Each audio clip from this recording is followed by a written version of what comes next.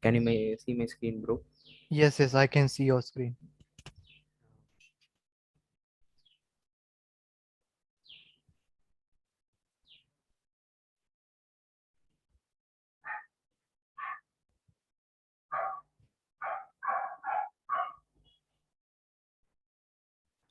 Yes, in Eclipse is okay. About this path setting, go to this C folder, let it be open, and yeah, go to that and programs file.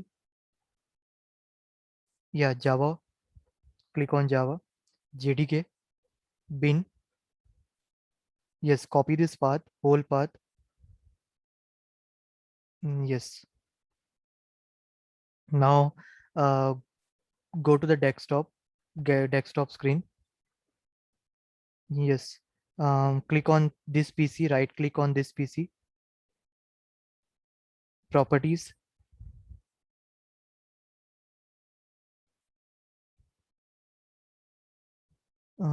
advanced system setting. Do you see on the right? Yeah, go down. Yes. Yes. Click on environment variable, down.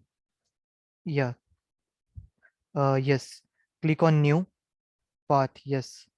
New, paste it. Yes. Okay.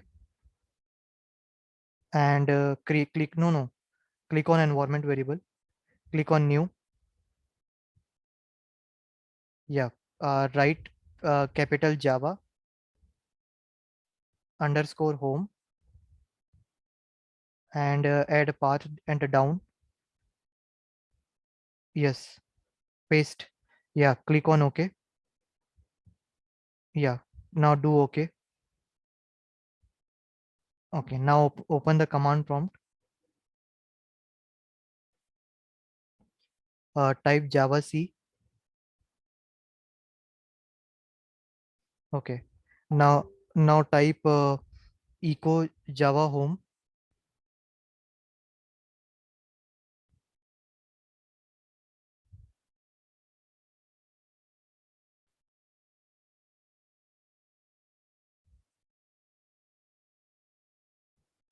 No, echo percentage Java home, and type Java home as it is that we have typed.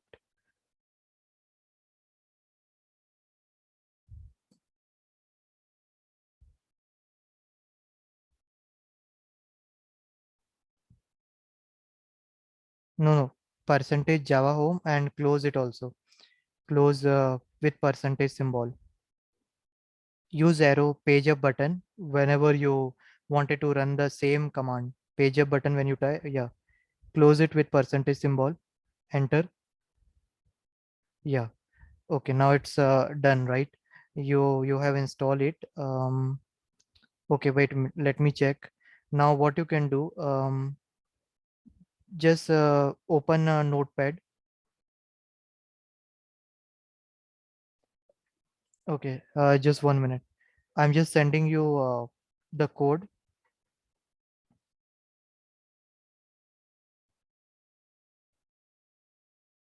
1 minute. Okay. I'm just sending you.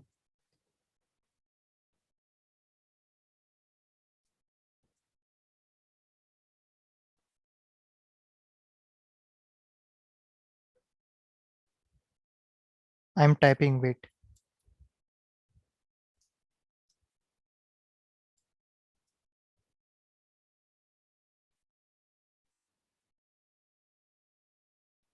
I will explain you the meaning of this.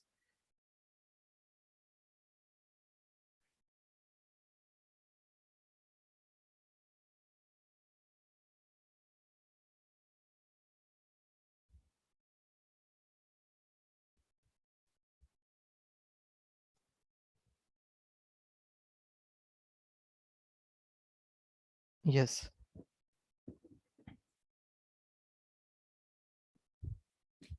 Type system.out.print.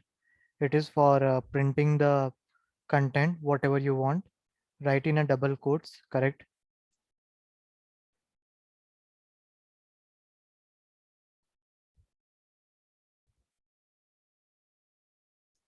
Yes. Now save this.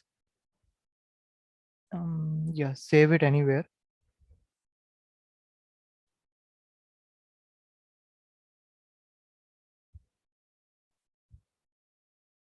Yeah, .java. Give the extension .java. Yeah, save it. Okay. Now go to the command prompt. Now here you go to the desktop, cd desktop, cd, change directory, desktop. Yes. Now inside this, just type javac mta.java, correct. Enter. Yeah, it is compiled. Now type Java and what was the class name? Demo, right? Print demo, Java space demo, not print, Java space demo. Enter. See, it means that Java is configured successfully and you can see the output also, right? Same thing, this code, whatever I send you, copy that code, whatever I send you on the chat that you have written on the notepad, copy that code. Is everyone is clear how to configure? Everyone is clear how to configure Java? Yes, sir. Okay. Yeah. Naren, will you please copy this code?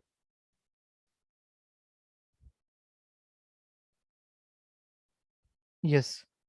And open the notepad. Sorry, not notepad. Open the Eclipse. You close this. We don't need it now. Or don't close command prompt. Let it be. Close. Minimize this. Yeah. Click on the file, new file,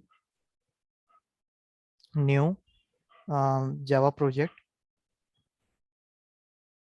MTA Java.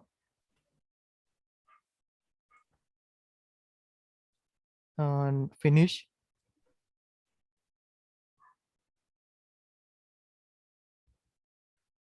Yes. Yeah. Click on SRC. Do you see? Yeah. Right click, new package. Give any package name. Package is a collection of classes, a collection of a Java program. So you can give any name now. We're going to see all the things. Yeah. Yeah. Okay. Give it empty only. Okay. Inside this, create a class, new class. Yeah. Give demo. Give capital. Yeah. D as a capital you give because that is a standard practice. I have taken in a hurry. I just write down. Yeah. Okay. Let it be. Finish. And paste the code that that you copied. No, Control Z, Control Z. You do Control Z. Yeah. Paste from 3, line 3 onward. Yeah. You change this one, correct. Now remove this class demo. Remove only class demo. Line 5. Yeah, correct. And curly brace at line 11. Yes. Now how to run this? You can run. Yeah, correct. Run it. See, you are getting output on the console. This is your console area. You can run it from here also. Narayan, just click on demo.java, this file, not there. Yeah, right click on that. Run as, go down, run as Java application. Both will going to do same operation.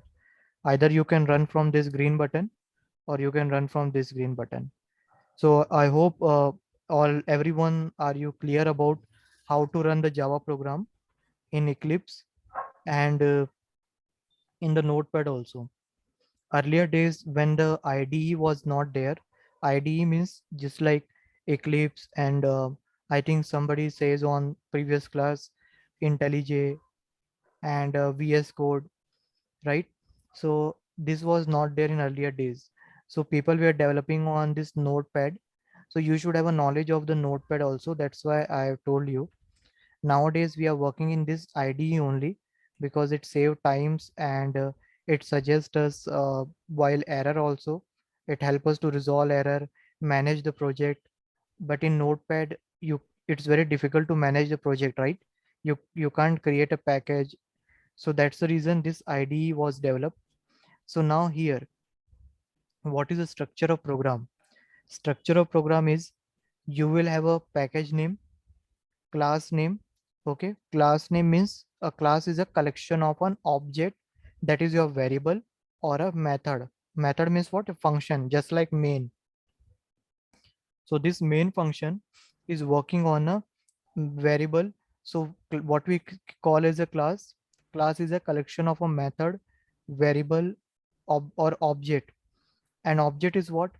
Object is a means object holding variable and its value. Okay, and the thing is this public. What do you mean by this public? Public is called as an access specifier. It means that this class is accessible from anywhere. Okay, anywhere in the sense other program also they can access it. Like suppose if you create one more class here, demo1.java, he will also able to access this class. That's why we add this public. So there are access specifier in the Java programs: public, private, protected. If you declare similarly private, if you make this public as a private, you can't use this class in another class. You can't use the content of this class in another class. That is why we use this. So what is the structure of the program? Class name. Inside this is your main function, public static void main. And from here, the execution of program start. Now, you might have aware in C language, we were writing only small void main. But why in Java we are writing such a long main function name?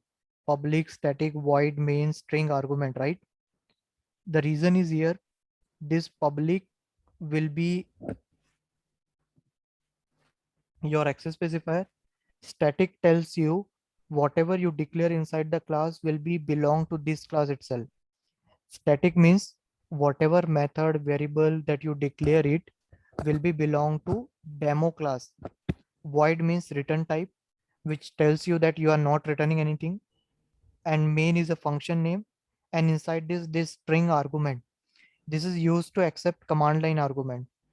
Command line argument means what? Whatever input that you are going to pass to the function, it assigned to this string argument. And based on this, it will going to read in the form of an array. How we assign a value to the array? Array hold a multiple data, right? For example, integer data from 1 to 5. So here also, suppose you want to pass any input on which your file should work. So that data will going to assign to this args argument array, which is of string type, so that it can hold any data. So this is a structure of program, and this system out print will going to print your data. Whatever you write inside this double code, it will going to print the data. Is it clear to you? Everyone, is it clear to everyone? Yes, sir. Yeah, great. Any question, anything that you want to ask?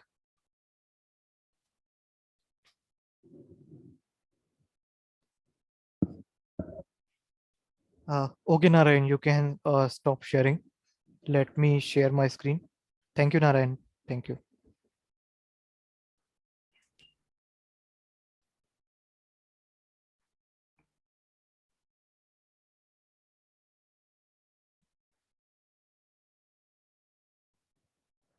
Okay. So in the previous class, I have explained you, right?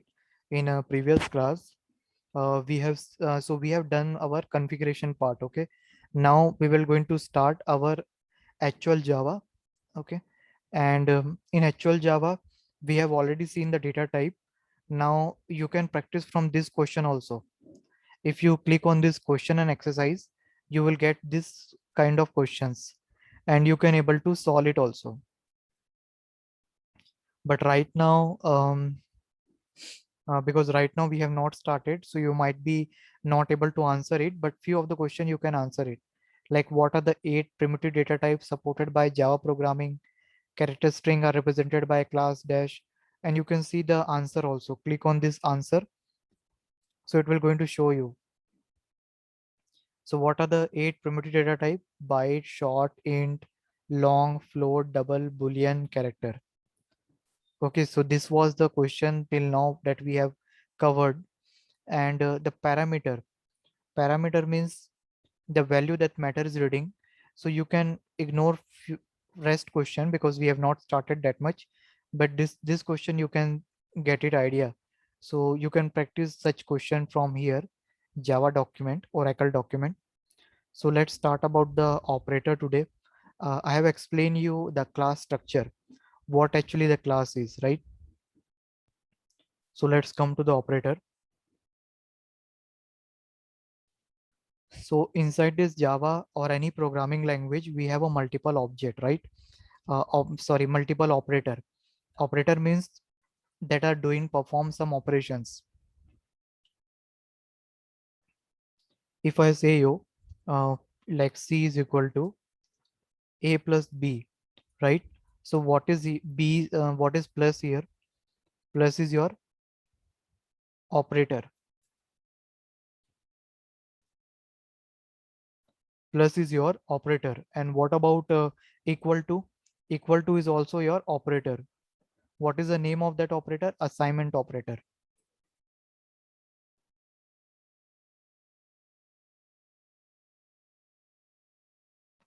This you can say addition operator or sum operator. This is assignment operator. Assignment means whatever the sum of this A and B will going to assign to the C, right? Suppose A is 5 and B is 4. So 5 plus 4 will become 9. So now this 9 will be assigned to C. It means that C will be holding what data? 9 data. If you try to print C, it will going to show you 9, right? So that's why we say it assignment operator. It is going to assign a value to the variable. Now what is CAB here? A, C and B are called as a operand. What do you mean by this operand? Operand means on which you are doing an operations. A and B is what? Here are the operand on which you are doing an operation. So plus is your operator. A and B is your operand on which you are working. Is it clear? So now there are different kind of operators are there in Java. They are classified as a binary operator, unary operator, or you can say ternary or like that. Binary means which is working on two operand, like here. This plus cannot be work on a single operator, right? If suppose if I say you, I want to add 5, so is it will going to work like this? No, right? You need at least two operand, right? So binary means what? Where you need two operand. If I say you A plus B, then only you will going to add B to A or otherwise A to B, right? So binary operator, what are those which are working on more than one operand? More than one operand. If anything is not clear, guys, please let me know. Ask immediately. Don't hesitate to ask questions. Okay. And unary, if I say, it will work on one operand. Sorry.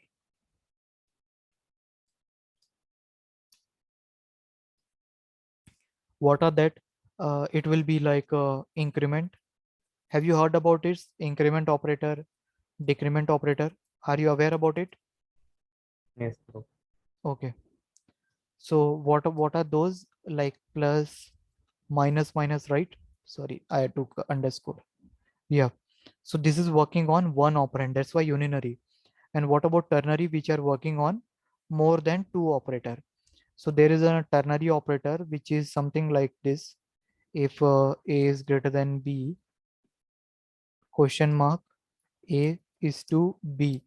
So this is working on three data, right? This is your first, second, and third. Means ternary operator having a syntax like this. if A is greater than B, suppose if I take A is equal to 5, B is equal to 8. If 5 is greater than 8, is the condition true? No, right? So it means if the condition is not true, it will going to print your rightmost. Otherwise, if this condition is true, it will going to print this A middle one. I repeat once again, if this condition is true, then you will print this one. If this condition is false, you will going to print rightmost, that is your B.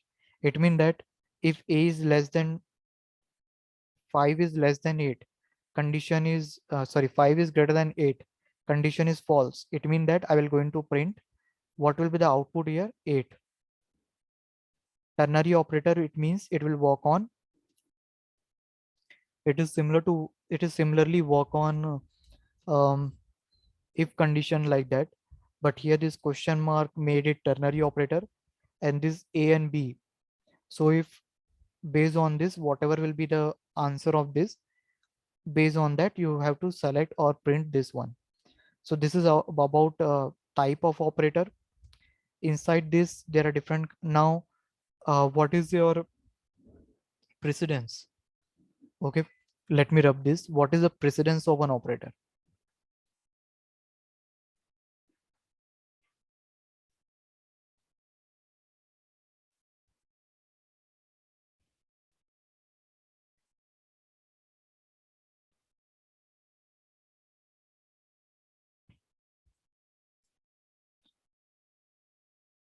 Precedence means what operation will be performed priority wise. What is the priority of running an operation? Means which operation. Suppose if you have a operation of an addition, division, multiplication, right?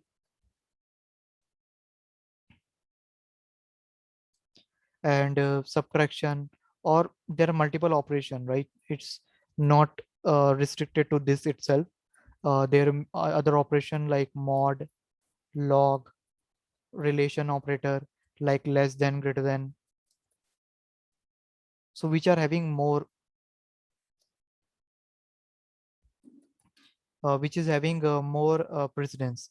Always remember the highest priority is arithmetic operation. Inside this arithmetic operation, you will going to do the division and multiplication first. The preference is to do multiplication and division first, then we go for addition and subtraction.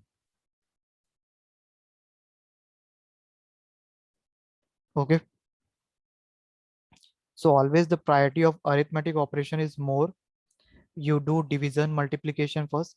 Now it might be a question coming in your mind, in case suppose division and multiplication they occur together, how you're going to select? Goes based on the occurrence wise. If suppose division is occurring first, for example, you have a like this 2, okay, 8 divide 2 multiply by 4 plus 9 minus 3, sorry, plus 9 minus 1. Now here if you see this, which one you will going to solve this one. Why? Because it is occur first. Okay, or you can do one thing, you can select any of this, any of among these two. Either you can divide this, so you will get 4 into 4 16, 16 plus 9, that is your 25, minus 1 24. Or if you do like this, 8 divide by 8, that is your 1 1 1 cancel 9. So answer will going to vary. Obviously the answer will going to vary, but in that case, based on the option you need to select. Whichever option is given, you need to select based on that. But I prefer you, if division and multiplication occur together, prefer based on the which one is occurring first. If division is occurring first, you should go for division. If multiplication is occurring first, you should go for a multiplication. So division and multiplication will have a same priority. Addition and subtraction will have a same priority inside arithmetic. And arithmetic will have a highest priority among all the thing. Among all the thing in the sense arithmetic, then log, then mod, then relation, right? Relation operator. So among all this thing,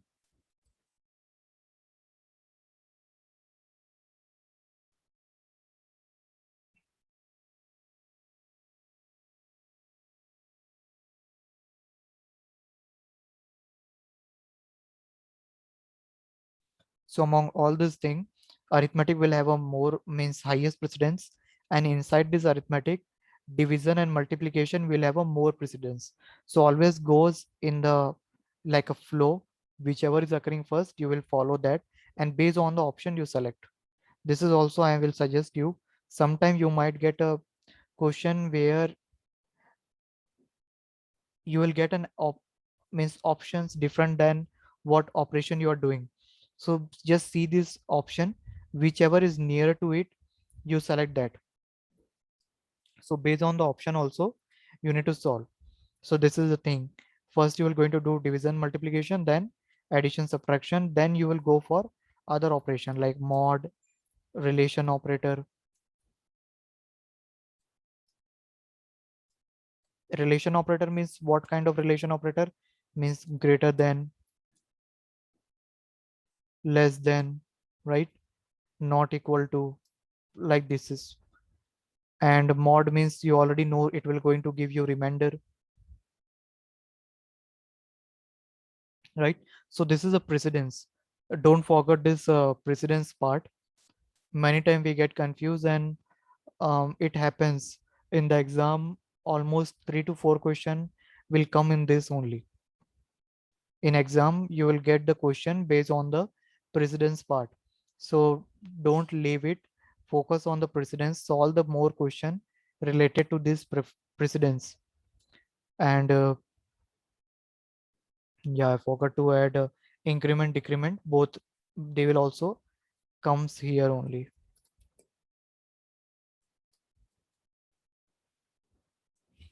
Yeah, shift operator.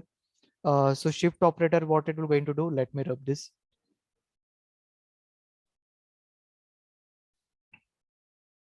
Okay, one more thing, increment decrement operator. Let's do that one first. Suppose in case you have a variable a is equal to 10, and I am performing an operation a plus plus, and I will going to print a. So can you tell me what will be the value of this?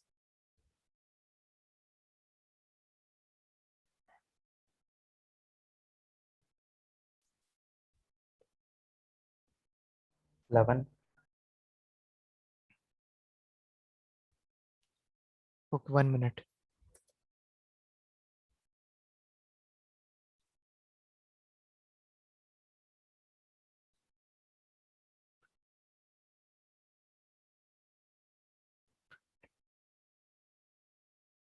Okay, here what it will come? Here what will be the options? Means what will be the answer here? 11, Okay. And what about here? 12, Okay. Okay, yeah, correct. So here you are doing a post increment. Post increment means we will going to use the value of a, and then we will going to do the operation. So right now I'm just printing it. So once you are using this a plus plus, you have increment the value and it become 11. This is your pre-increment where you are incrementing on this 11, so it become 12. So this is post increment where plus plus is coming later on after the variable. You can call as a post increment, and this is called as a pre-increment.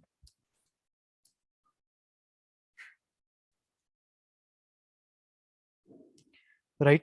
So this is the things. Now let me give you one more example.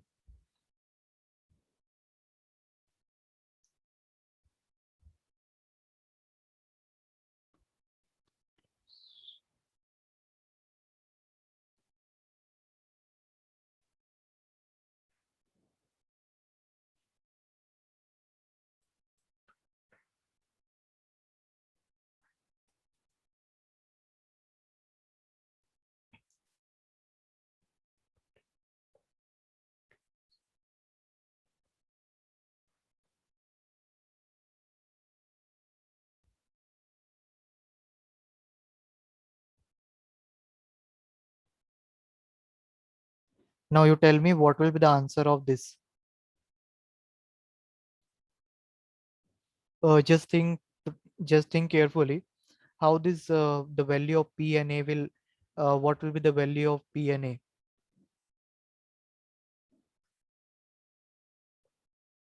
Sir, A will be of 12. No.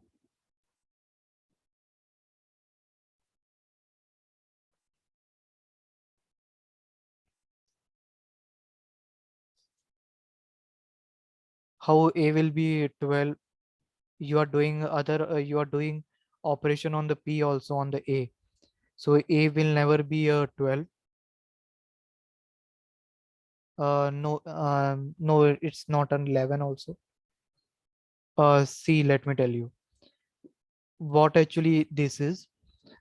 In pre-increment, you will going to first place the value of P. What is the current value of A? 12, right? The current value of A is 12. Once you use this A plus plus, okay, once you write 12, you will going to increment it. That is, it become 13. Once it become 13, you find it out pre-increment here. So it will become what? 14. So P value will become 26. Now what will be the value of A? A value will become 14 because the current value of A is 14. How actually it work pre-increment and decrement? Whenever you see increment and decrement, you are using together on any variable, then what it do in case of post increment, it first use this value. For example, it use the value 12 here, that is the current value of A. Once it use it, it will going to increment it, so it will become 13, right? Now once it become 13, you immediately find that it is a pre-increment. So pre-increment means what? It will increment first, then you can utilize it. So it will become 14 now. Post increment is what? You use it first and then you increment it. What is post and pre-increment? Post means you use the value of that variable first and then you go for increment. Pre means you will first increment it and then you go for the variable value. So that's why P value will become 26 and A value will become 14. Is it understood? Miss, is it clear to you? Yes, bro. Okay. Similarly, if I ask you similar question,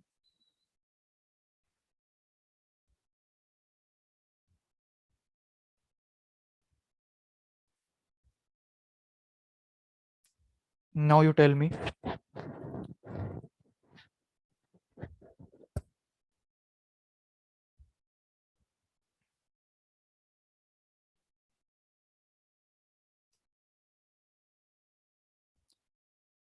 See here, what is the current value of A? 14. It's a pre-increment. It means that you will going to, sorry, it is a pre-decrement. So you will going to decrement the value first. So it will become 13 now. Once it become 13 now, what is the current value of A? 13, right? So it will become 26. And once you use this 13, the A value will be decrement now because it is a post decrement. It will become 12. So A value will become 12 and S will become same 26. Pre-decrement means you will first decrement the value plus what is the current value of A? You got it from here 13. You will going to use this. Once you are done with this operation, you will going to decrement it because this is a post one. So post decrement says that you use the value first, then you decrement it. So that's why we got 26 and A value we got 12 because after 13, once you do the post decrement, it will become 12. Is it clear now? Is it clear to all of you? Yes, sir. Yeah. Okay then. So anyone having any question like regarding precedence, increment, decrement, rest operator are easy. We can see this rest operator bitwise and exclusive or in our next session. If you have any question, please feel free to ask. Anything if it is not clear, watch this video again. You will understand how to work with pre-increment, post-increment. Pre means first you do the increment. Okay. Post means first you use the value, then you do the decrement increment. From the name only it is clear. Pre means first you do the increment. Post means you use the value first and then you go for the increment decrement. Am I clear to everyone? Yes, sir. Yeah, okay, thanks. So we will connect in the next session. And yeah, today you just run the code, what we have seen. If you have not done the configuration, do it. What I have shown you in and what Narayan has done in his laptop today, similar, you have to do it. I will going to upload this video by night today. Do the configuration, make the system ready, so that from the next class onward, when we will run the program, you will have everything clear. So we will do this operator and we will go further deep regarding this, and I will make you practice on the quiz from the next session onward. So make your foundation strong on this operator data type and class structure that I have explained you, and copy the code that I have note down here. Copy this code and try to run in Eclipse and Notepad both. What we have run it. Okay, copy the code that I have shared in the chat and run it in Eclipse and Notepad both, and let me know if you are getting any error or what. Okay, is it fine? Yes, bro. Okay, yeah, thank you, thanks.